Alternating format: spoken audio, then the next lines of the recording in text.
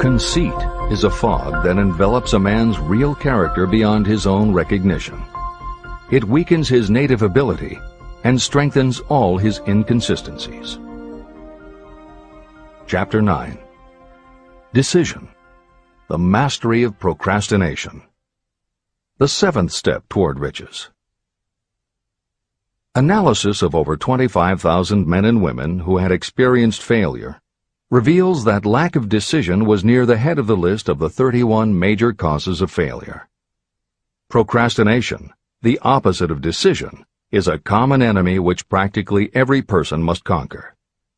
You will have an opportunity to test your capacity to reach quick and definite decisions when you finish reading this book and begin to put the principles into action.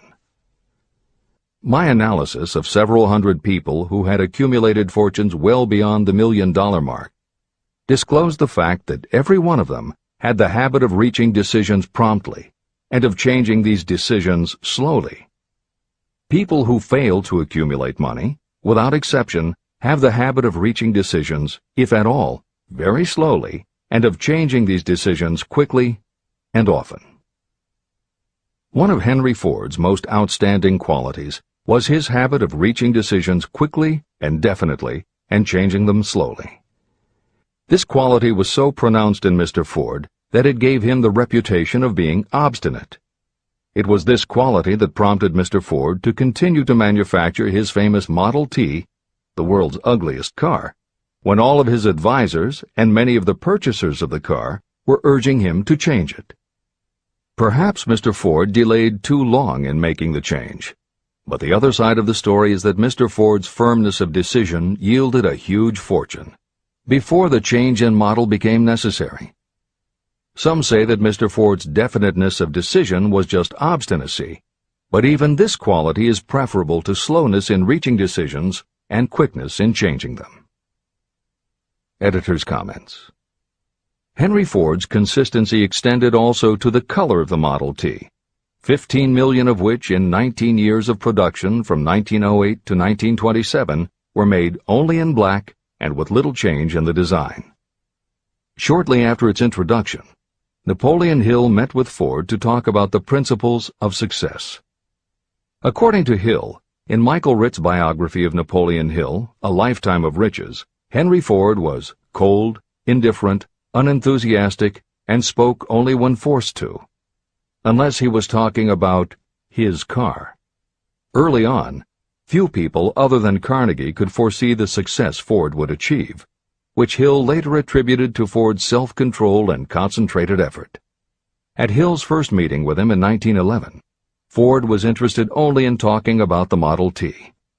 After Ford took him for a spin around the factory, Hill bought one for $680. This is the end of the editor's comments. Making your own decisions. The majority of people who fail to accumulate the money they need are generally easily influenced by the opinions of others. They permit gossip, rumors, other people's opinions, and the news reporters to do their thinking for them. Opinions are the cheapest commodities on earth.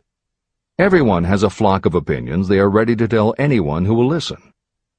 If you are too influenced by other people's opinions when you reach decisions, you will not succeed in any undertaking, much less in that of transmuting your own desire into money. If you are influenced by the opinions of others, you will have no desire of your own. Keep your own counsel. Rely on yourself to reach your own decisions when you begin to put these principles into practice, and follow through on your decisions. Take no one into your confidence except the members of your mastermind group, and be very sure that you choose for your group only those who will be in complete sympathy and harmony with your purpose. Close friends and relatives, while not meaning to do so, often handicap one through opinions. And for some reason, even friends often seem to think that ridiculing you and your plans is funny. Thousands of men and women carry inferiority complexes with them all through life because some well-meaning but ignorant person destroyed their confidence through opinions or ridicule. You have a brain and mind of your own. Use it, and reach your own decisions. If you need facts or information from others to help you reach decisions, acquire the facts or information you need quietly, without disclosing your purpose. It is characteristic of people who have a smattering of knowledge to try to give the impression that they know more than they do. Such people generally do too much talking and too little listening. Keep your eyes and ears open and your mouth closed if you wish to acquire the habit of prompt decision. Those who talk too much do little else. If you talk more than you listen, you may miss some important piece of knowledge that might have been very useful to you. By talking too much, you may also disclose your plans and purposes to people who will take great delight in defeating you because they envy you. Remember, every time you open your mouth in the presence of a person who really has knowledge, you tip your hand and show that person your exact stock of knowledge, or you tip your hand to your lack of it. The mark of genuine wisdom is modesty and silence. Keep in mind that every person is, like you, seeking the opportunity to accumulate money. If you talk about your plans too freely, you may be surprised when you learn that some other person has beat you to it by using the plans you bragged about. Let one of your first decisions be to keep a closed mouth and open ears and eyes. As a reminder to yourself, copy the following epigram in large letters and place it where you will see it daily. Tell the world what you intend to do, but first, show it. This is the equivalent of saying that deeds and not words are what count most. The value of decisions depends upon the courage required to render them. The great decisions that served as the foundation of civilization were reached by assuming great risks, which often meant the chance of death. Lincoln's decision to issue his famous Proclamation of Emancipation, which gave freedom to African Americans, was rendered with full understanding that his act would turn thousands of friends and political supporters against him. When the rulers of Athens gave Socrates the choice of disclaiming his teachings or being sentenced to death, Socrates' decision to drink the cup of poison, rather than compromise in his personal belief, was a decision of courage. It turned time ahead 1,000 years and gave to people then unborn the right to freedom of thought and of speech. 56. Who risked the gallows? The greatest decision of all time, as far as any American citizen is concerned, was reached in Philadelphia on July 4, 1776, when 56 men signed their names to a document that they well knew would bring freedom to all Americans, or leave every one of the 56 hanging from a gallows. You have heard of this famous document, the Declaration of Independence. But have you taken from it the great lesson in personal achievement it so plainly taught? We all remember the date of this momentous decision, but few of us realize what courage that decision required. We remember our history as it was taught. We remember dates and the names of the men who fought. We remember Valley Forge and Yorktown. We remember George Washington and Lord Cornwallis. But we know little of the real forces behind these names, dates, and places. We know even less of that intangible power that ensured freedom long before Washington's armies reached Yorktown. It is nothing short of tragedy that the writers of history have missed entirely even the slightest reference to the irresistible power that gave birth and freedom to the nation destined to set up new standards of independence for all the peoples of the earth. I say it is a tragedy because it is the same power that must be used by every individual who overcomes the difficulties of life and forces life to pay the price asked. Let us briefly review the events that gave birth to this power. The story begins with an incident in Boston on March 5, 1770. British soldiers were patrolling the streets, openly threatening the citizens by their presence. The colonists resented armed men marching in their midst. They began to express their resentment openly, hurling stones as well as epithets at the marching soldiers, until the commanding officer gave orders. Fix bayonets, charge. The battle was on. It resulted in the death and injury of many. The incident aroused such resentment that the Provincial Assembly, made up of prominent colonists, called a meeting for the purpose of taking definite action. Two of the members of that assembly were John Hancock and Samuel Adams. They spoke up courageously and declared that a move must be made to eject all British soldiers from Boston. Remember this: a decision, in the minds of two men, might properly be called the beginning of the freedom that we of the United States now enjoy. Remember, too, that the decision of these two men called for faith and courage because it was dangerous. Before the assembly adjourned, Samuel Adams was appointed to call on Hutchinson, the governor of the province, and demand the withdrawal of the British troops. The request was granted, and the troops were removed from Boston, but the incident was not closed. It had caused a situation that was destined to change the entire trend of civilization. Richard Henry Lee became an important factor in this story, because he and Samuel Adams corresponded frequently, sharing freely their fears and their hopes concerning the welfare of the people of their provinces.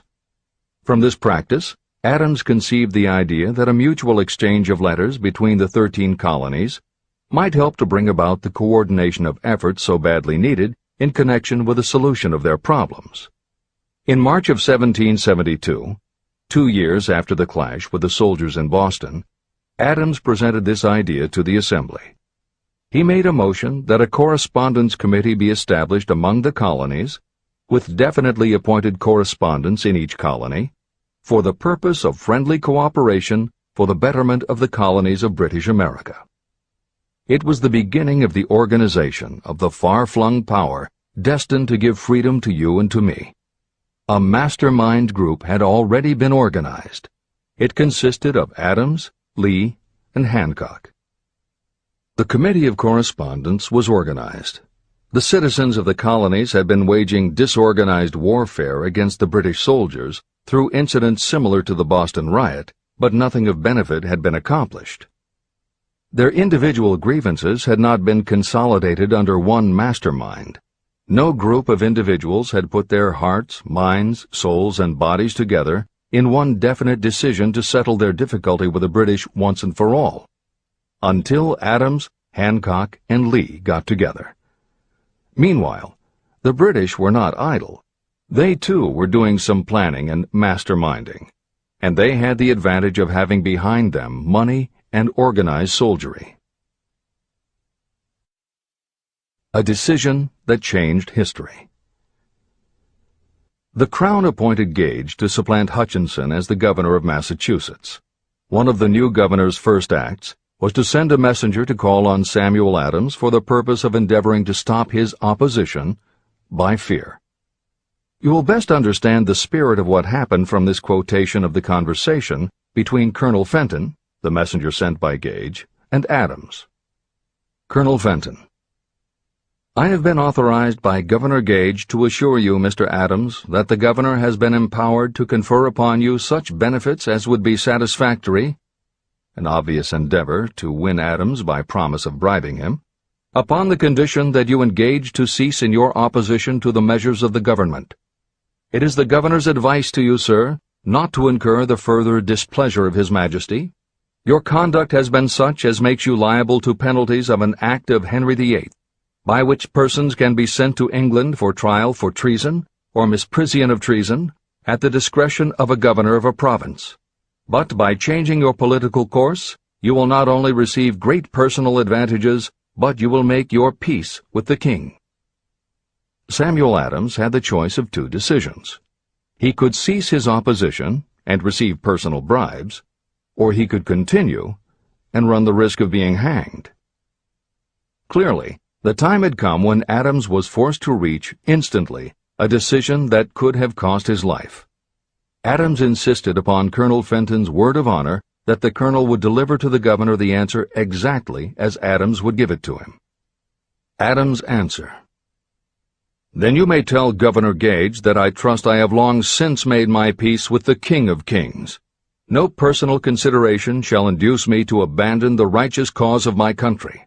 And tell Governor Gage it is the advice of Samuel Adams to him no longer to insult the feelings of an exasperated people.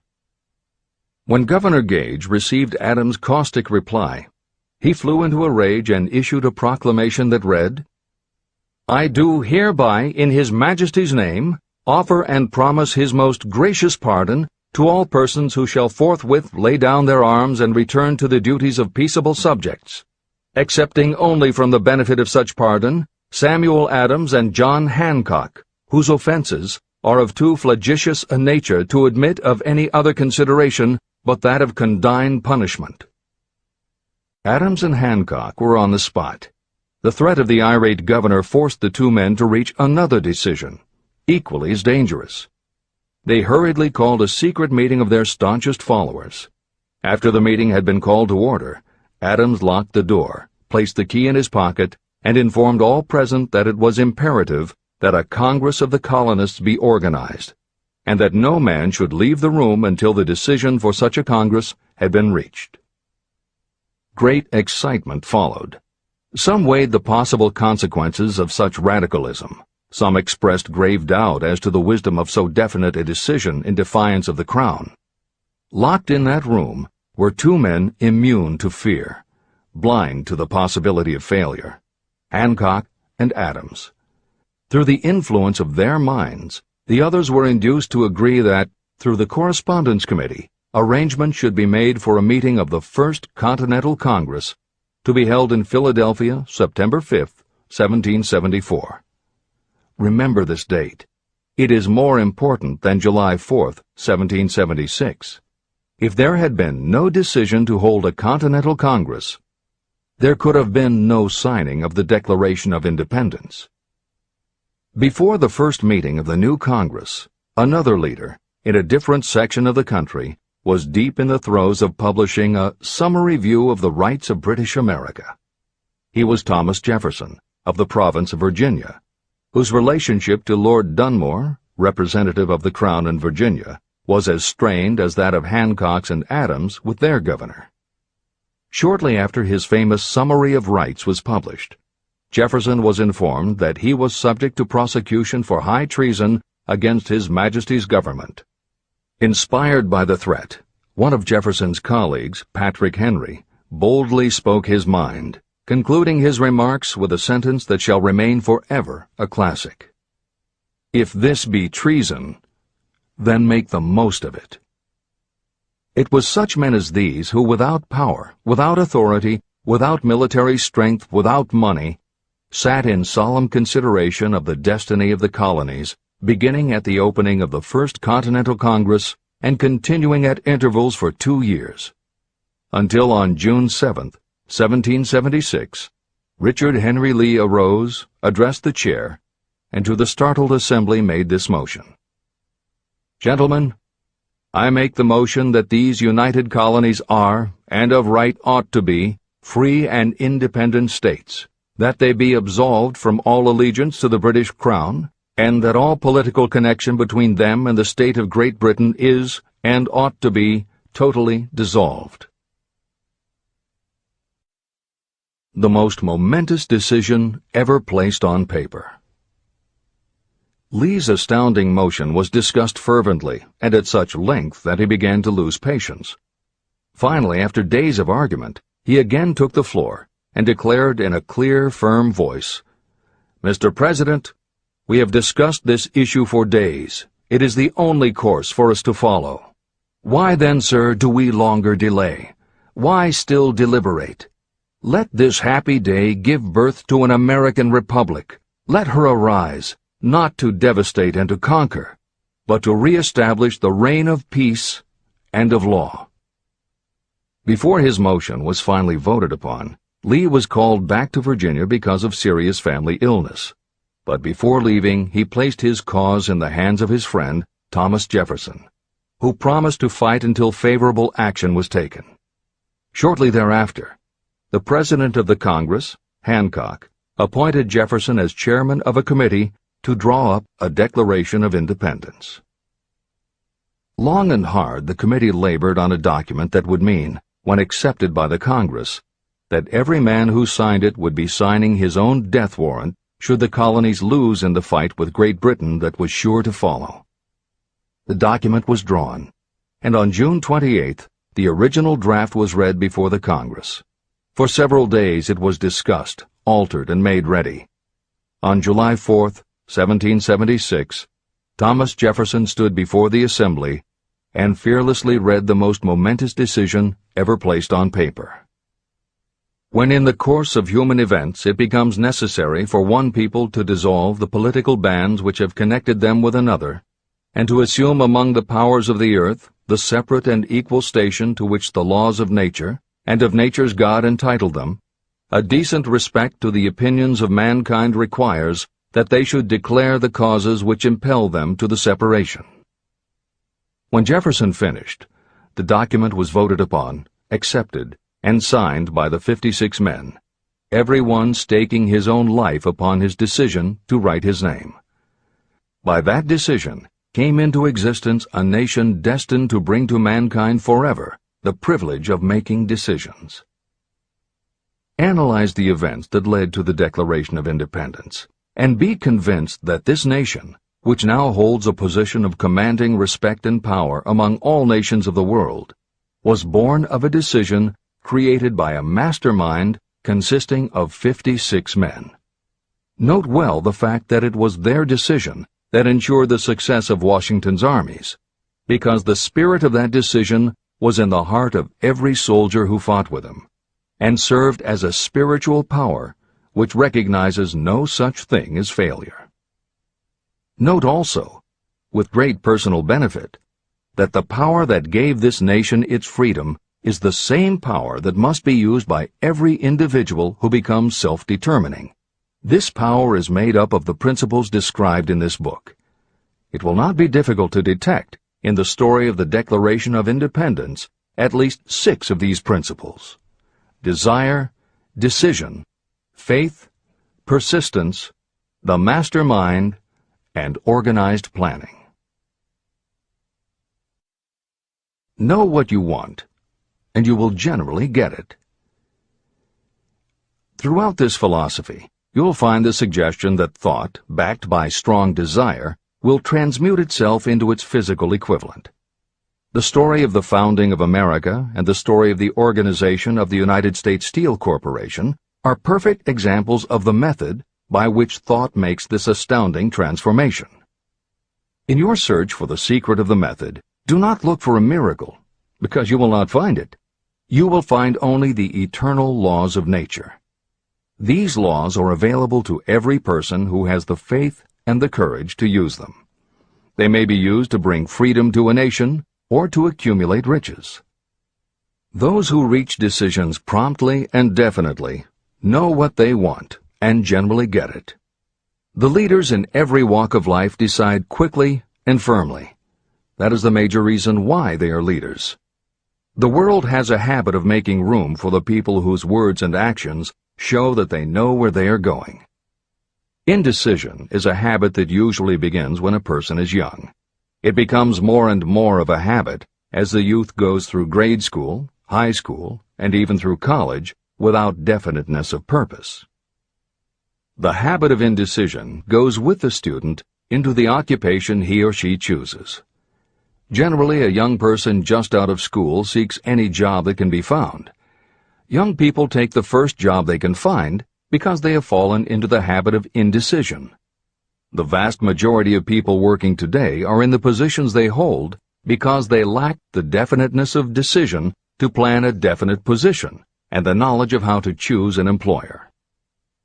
Definiteness of decision always requires courage, sometimes very great courage. The 56 men who signed the Declaration of Independence staked their lives on the decision to affix their signatures to that document. The person who reaches a definite decision to go after a specific job and make life pay the price he or she asks does not stake his or her life on that decision. They stake their economic freedom.